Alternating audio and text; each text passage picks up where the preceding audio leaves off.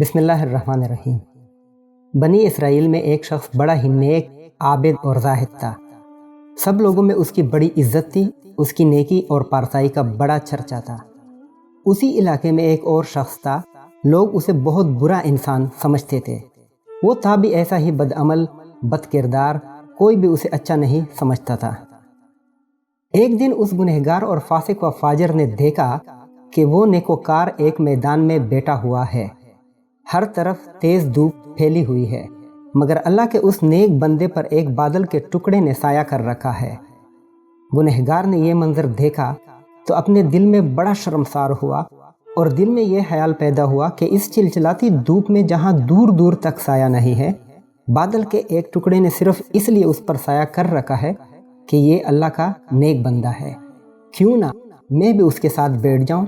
کیا عجب کہ اس کی برکت سے اللہ تعالیٰ مجھے بھی بخش دے اور میری خطاؤں کو بھی معاف فرما دے۔ یہ شخص اس عابد کے پاس گیا اور اس کے ساتھ سائے میں بیٹھ گیا۔ اس کے بیٹھتے ہی اس عابد و زاہد کے دل میں یہ خیال آیا کہ یہ اپنے زمانے کا بدترین گنہگار اور پوری قوم میں بدنام شخص ہے۔ اس کے ساتھ تو کوئی بھی اٹھنا بیٹھنا پسند نہیں کرتا، یہ میرے پاس کہاں آ بیٹھا۔ یہ خیال آتے ہی اس عابد نے اس رسوائے زمانہ کو اپنے پاس سے اٹھا دیا۔ وہ اٹھ کر چل دیا، لیکن بادل کا وہ ٹکڑا بھی اس کے ساتھ روانہ ہو گیا اور اس گنہگار کے سر پر سایہ فگن ہو گیا۔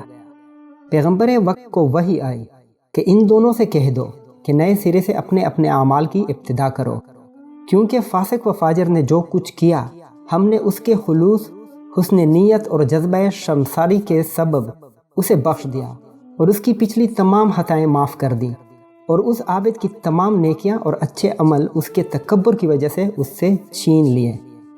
اس لیے تو کہتے ہیں کہ کسی کو حقیر نہ سمجھو، شاید اللہ کے ہاں ایک اچھا عمل کرنے سے وہ اللہ کے ہاں آپ سے زیادہ محبوب بن جائے۔ اللہ ہم سب کو ہدایت کامل عطا فرمائے، آمین۔ دوستو، اس طرح کی مزید اچھی ویڈیوز دیکھنے کے لیے ہمارے چینل کو سبسکرائب کریں اور ساتھ ہی موجود گھنٹی کے نشان کو دبانا نہ بھولیں۔ ملتے ہیں اگلی ویڈیو میں۔ اللہ حافظ۔